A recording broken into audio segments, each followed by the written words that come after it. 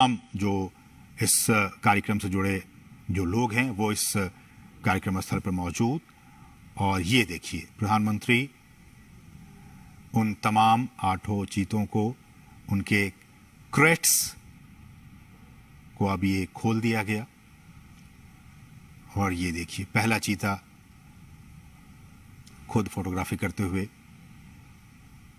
ये बहुत ज्यादा ये महत्वपूर्ण पल। आप सोचिए, 70-75 साल हो गए हमारे देश में चीते विलुप्त हो गए थे, और उस विलुप्ति के बाद कई सालों तक बहुत विचार विमर्श के बाद कि आखिरकार फिर से हमारे जंगलों में कैसे चीतों की वापसी हो सके। ये देखिए, ये वही चीते, अब हमारे नामीबिया के ये चीते अब कूनो नेशनल पार्क में पहुंच चुके हैं। ये आसपास के वातावरण को देख रहे हैं, महसूस कर रहे हैं, क्योंकि एक बहुत ही अलग इन्हें एहसास हो रहा होगा नामीबिया के जंगलों से। अब ये सीधे भारत के जंगलों में कूनो नेशनल पार्क में अब ये पहुंच चुके हैं। प्रधानमंत्री इस बहुत ही महत्वपूर्ण क्षण का लुत्फ उठाते हुए और उन तस्वीरों को अपने कैमरे में कैद करते हुए, साथ में आपने देखा मध्य प्रदेश के मुख्यमंत्री शिवराज सिंह चौहान भी मौजूद थे। कुल 8 चीतों को हिंदुस्तान लाया गया है। जैसा कि हमने बताया कि इनमें 5 मादा चीता हैं और 3 नर चीता हैं। इन 8 चीतों को आपने देखा, प्रधानमंत्री ने विशेष जो क्रेट्स थे उन क्रेट्स को खोल दिया गया, और फिर वो सभी 8 चीते अब मुक्त हो चुके हैं। लेकिन ये अभी जंगलों में नहीं जाएंगे। ये एक बहुत ही खास एरिया बनाया गया है। उन्हीं खास एरिया में अभी ये 1 महीने तक रहेंगे, और उसके बाद फिर इनकी लगातार मॉनिटरिंग की जा रही है। मॉनिटरिंग की जाएगी। आप देख सकते हैं इन चीतों के जो गर्दन है उस पर एक कॉलर, जो जीपीएस टैग है वो लगा हुआ है, ताकि इनकी मॉनिटरिंग की जा सके। और मैं उसी पर लौट भी रहा था कि सभी चीतों के गर्दन पर उनके नाम या फिर कोड के हिसाब से सैटेलाइट या फिर जीपीएस VHF कॉलर्स लगा दिए गए हैं। और इसी नेशनल पार्क में जो हम आपको दिखा रहे हैं, ये कूनो राष्ट्रीय उद्यान, कूनो नेशनल पार्क, इसमें एक डेटा डाउनलोड फैसिलिटी सेंटर बनाई गई है। और इस इक्विपमेंट को, रेडियो टेलीमेट्री इक्विपमेंट को खरीदने और फैसिलिटी बनाने की सारी प्रक्रिया 4 से 6 महीने में पूरी कर ली जाती है। और ये जो आप देख रहे हैं इनके गर्दन में, इनको वहीं पे, इन चीतों को लाने से पहले ही इनको नामीबिया पहुंचा दिया गया था। और फिर इन्हें ये तमाम जो कॉलर हैं, RF ये कॉलर, इनको लगाकर ही इन्हें लाया गया है। रेडियो कॉलर है इन्हें, और इनकी, ताकि इनकी जो ट्रैकिंग है, इनकी निगरानी वो हो सके रेडियो कॉलर के जरिए। और फिर इन्हें हम जैसे कि बता रहे हैं कि इनको आइसोलेशन में रखा जाएगा, और फिर इन्हें जंगलों में मुक्त किया जाएगा। तो ये कुछ अहम बातें हमने आपको बताई कि किस तरह से वहां पे इन्हें पकड़ा गया, और फिर उनके बाद उनको जो तमाम रूल्स एंड रेगुलेशंस हैं उनके जरिए इन 8 चीतों को भारत लाया गया है। 70 साल पहले हमारे देश में बहुत सारे चीते हुआ करते थे, लेकिन किन्हीं न किन्हीं वजहों से वो सारे विलुप्त होते चले गए। कुछ अवैध शिकारियों के शिकार बन गए। एक भी हमारे देश में चीता नहीं बचा। लेकिन सरकार लगातार कई सालों से प्रयास कर रही थी कि हम जो है वो इन चीतों को वापस से एक बार फिर से लाएं, चूंकि पारिस्थितिकी तंत्र भारत का भी बहुत बेहतर है। और जैसे कि हमने कहा कि नामीबिया के जो वैज्ञानिक थे वो महीनों तक यहाँ पे आते रहे, जाते रहे, और यहाँ का जो भूवैज्ञानिक स्थिति है, यहाँ की जो जलवायु है, उनका उन्होंने अध्ययन किया। और अध्ययन करने के बाद ही वो इस नतीजे पर पहुंचे कि इन तमाम चीतों को मध्य प्रदेश में जो कूनो नेशनल पार्क है, वहाँ की जो स्थिति है, परिस्थिति है, जलवायु है, उसके हिसाब से छोड़ना ज़्यादा उचित होगा। तो उसके बाद ही ये फैसला लिया गया।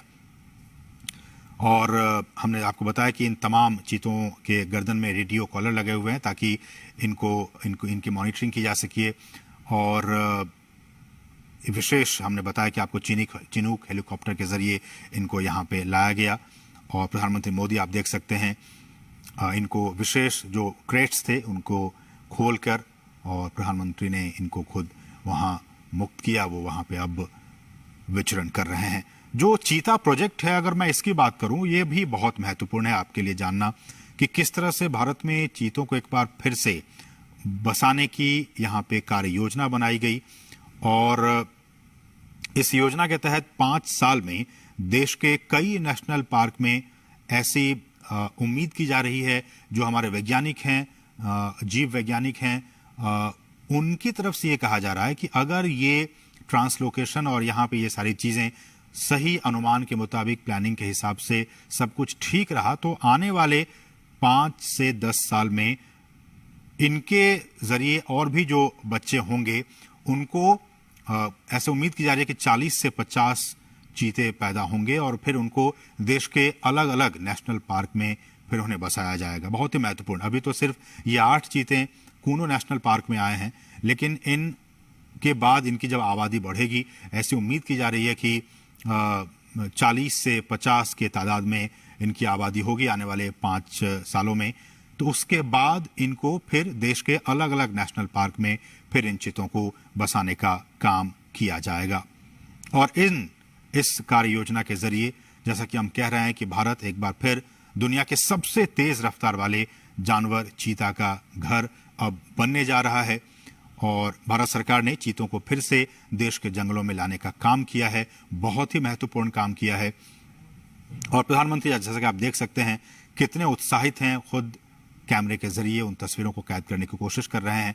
प्रधानमंत्री खुद भी चीतों को देश में लाने और इसे बसाने में निजी, बिल्कुल पर्सनल लेवल पे निजी रुचि दिखा रहे थे।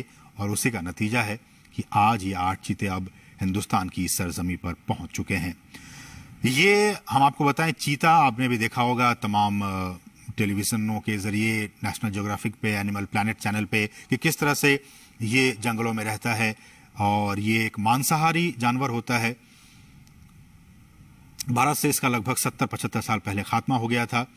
और कहा जाता है कि अवैध शिकार जो रहा वो एक बहुत अहम वजह रहा इनके एक्सटिंक्ट होने के, इनके विलुप्त होने के। ज्यादा शिकार, और ये भी कहा जाता है कि जो चीतों का जो नेचुरल हैबिटेट था उनको भी काफी नुकसान पहुंचा था, इसलिए धीरे धीरे विलुप्त हो गए। बहरहाल देश में चीतों को फिर से लाया गया है और हमारे जो जंगल हैं उनका जो इकोसिस्टम है, उनका जो पारिस्थितिकी तंत्र है, ये अब उनके लिए वरदान साबित हो सकता है। जैसा कि हम सभी जानते हैं कि ये जो जानवर है, ये जो चीता है, वो खुले मैदानों में रहते हैं।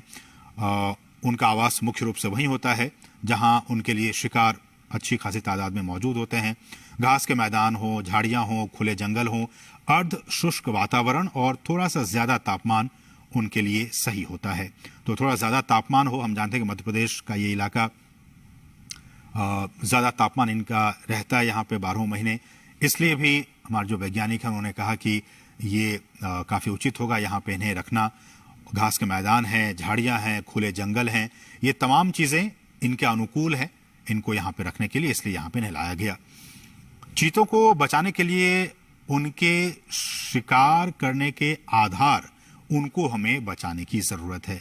उनके शिकार के आधार, करने के आधार को हमें बचाना होगा, जिसमें कुछ खतरे में पड़ी प्रजातियां भी शामिल हैं, बल्कि घास के मैदानों की जो दूसरी अन्य लुप्तप्राय प्रजातियां हैं और खुले वनों का जो इकोसिस्टम है, जो पारिस्थितिकी तंत्र है, उन्हें भी हमें बचाना होगा। जिस बेस पे, हम वही कह रहे हैं, जिस बेस पे, जिस आधार पे ये तमाम चीते यहाँ जिंदा रहेंगे, यहाँ रहेंगे, उस बेस को भी, उस आधार को भी हमें बचा कर रखना होगा, तभी तो ये उस इकोसिस्टम में आराम से रह पाएंगे। इसलिए भी हम बार बार ये कह रहे हैं और सरकार भी कह रही है कि उस सिस्टम को, उस बेस को हमें बचा कर रखना होगा।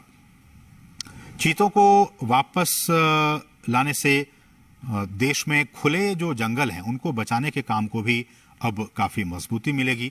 और ये भी देखा गया कि बड़े जो मांसाहारी जानवरों में मानव जो इंटरेस्ट है, ह्यूमन इंटरेस्ट, मानव हितों के साथ संघर्ष चीतों में सबसे कम पाया जाता है। दूसरे जो ऐसे वाइल्ड एनिमल्स होते हैं उनके साथ मैन एनिमल कॉन्फ्लिक्ट होते रहते हैं, अक्सर होते रहते हैं, लेकिन चीतों के साथ ऐसा नहीं है। चीतों के साथ जो मैन एनिमल कॉन्फ्लिक्ट है वो बाकी जो ऐसे एनिमल्स हैं, वाइल्ड एनिमल्स हैं, उनके मुकाबले काफी कम ऑब्जर्व किया गया है, काफी कम देखा गया है। वो सामान्यतया मनुष्यों के लिए खतरा नहीं होते हैं और जो बड़े पशु हैं उन पे भी वो सामान्यतया हमला नहीं करते हैं। और wild life trust of India ने इसकी शुरुआत की थी कि किस तरह से इसको लाया जाए, और दुनिया भर के विशेषज्ञों, पर्यावरण, वन और जलवायु परिवर्तन मंत्रालय सहित भारत सरकार के कई अधिकारियों, राज्य सरकार के अधिकारियों ने इसके लिए कई दौर की बैठकें की। भारत सरकार के अधिकारी, मध्य प्रदेश सरकार के अधिकारी, वन विभाग के अधिकारी, नामीबिया से जुड़े अधिकारी, इन तमाम अधिकारियों की कई महीनों से लगातार बैठकें हो रही थी ताकि ये सारा जो काम है वो बहुत ही इजी वे में हो सके।